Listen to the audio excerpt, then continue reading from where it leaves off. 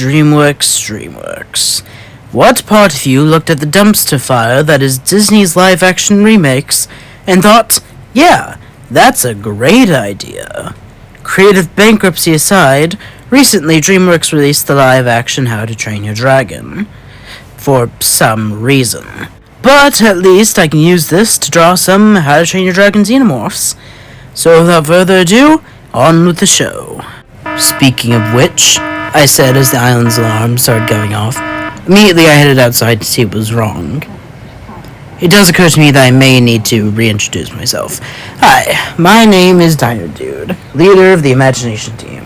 I have the power to transform into dinosaurs by absorbing their DNA, and I occasionally make new dinosaurs so that I can turn into them, often based on pop culture characters so N.E.R.D can exploit the algorithm.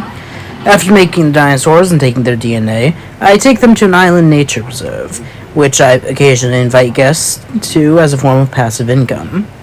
Now, unlike certain other Jurassic theme parks, my island doesn't typically have breakouts. I mean, it's basically a nature preserve, and most of the dinosaurs can't swim, so there isn't much to break out of. And typically I have several security measures that make sure that the dinosaurs can't actually kill anyone. Not only are all guests stuck inside force field covered cars, and I installed chips in the cerebellum of the dinosaurs that knock them out if they get close to killing a human.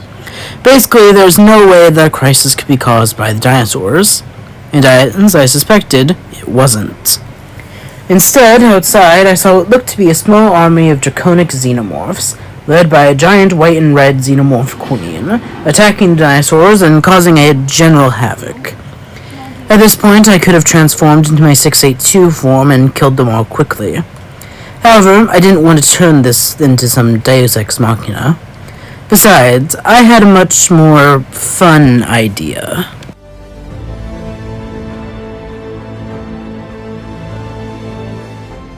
You see, during my first Xenomorph fight, one of the Xenos that I had to fight was made from a Night Fury from How to Train Your Dragon.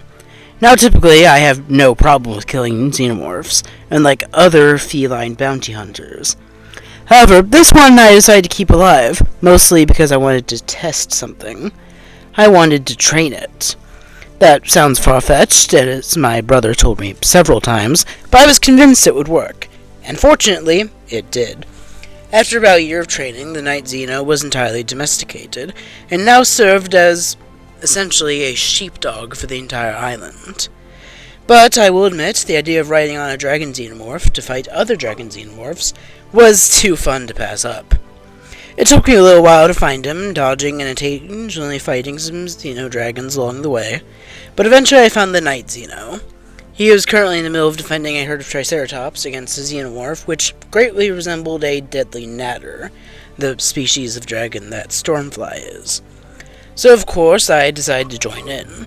I turned to an Ankylosaurus and bashed the N.E.R.D in the back of the knee, knocking it off its balance. Then the Night Xeno came in and began blasting the N.E.R.D with its flame breath, eventually hitting the inside of its mouth, causing it enough pain to knock it unconscious. After this, I gave the Night Xeno a few head pats, got on its back, and set off to fight the rest of the Dracomorph army.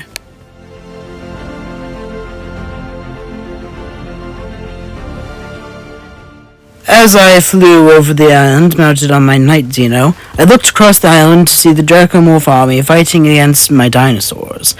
Surprisingly, most of the dinosaurs were holding up fairly well, such as the Machicephalosaurus, the Tyrannosaurus Hulk, and both Deadpool Rex and Wolverinosaurus stacking bodies of Dracomorphs easily. However, there were also several dinosaurs that were injured and even killed, with more Xenomorphs bursting from their chest and joining the army. It was honestly devastating to watch, but I had a plan on how to stop it. You see, I've watched How to Train Your Dragon 2, surprisingly good for a DreamWorks sequel, and I was quickly able to realize that these Xenos were all being controlled by the giant red and white Bewilder Queen. If I took that down, it would quickly stop all the chaos. So I began flying towards it. I had already preemptively blindfolded the Night Xeno, as I didn't want it to turn against me and kill any Scottish father figures nearby, so I was keeping a lookout for any oncoming Dracomorphs. Unfortunately, our journey did not go completely uninterrupted. Right when we were approaching the Bewilder Queen, we were rocked by a large explosion.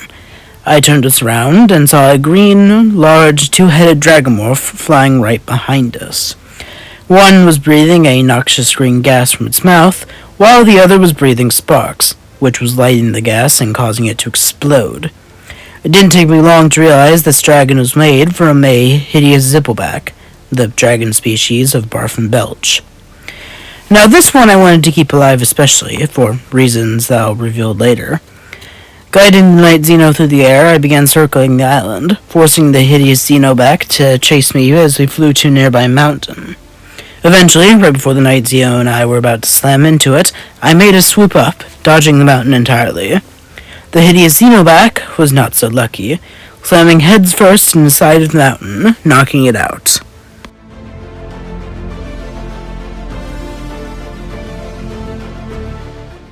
Now, there's only one Xeno left to fight, the Bewilder Queen. Would it have made more sense for N.E.R.D to make the Xenomorph Queen the Red Death from the first How to Train Your Dragon? Yes. But the Bewilder Beast's design in boss battle is objectively cooler, so he went with that. As mentioned before, I had already blindfolded the Night Xeno, making the Bewilder Queen's mind control ineffective. Together, we began to fly around the giant creature, blasting it with plasma bolts and dodging its beams of green ice. So far, my plan was working. As the Night Xeno worked away at the Bewilder Queen, the other Dragomorphs began to sense its growing weakness and rebel against it, joining the Night Xeno in its fight against it. However, that was only step one of my plan. On the signal, the Night Xeno spun through the air, and I fell off of it onto the back of the Bewilder Queen. While hanging on for dear life, as the various Dragomorphs blasted at it with their flames, I then took out a small nanochip, the same type I used on the dinosaurs to keep them from attacking people. I then stuck a few on the base of its neck, and activated them. Yep, Chekhov's gun in action.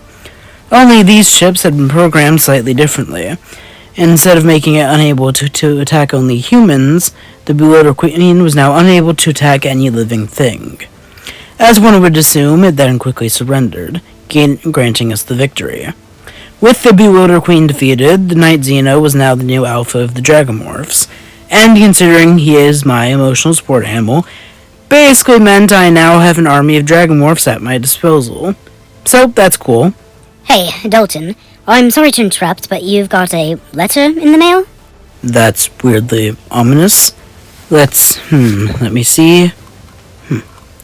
What is this art fight?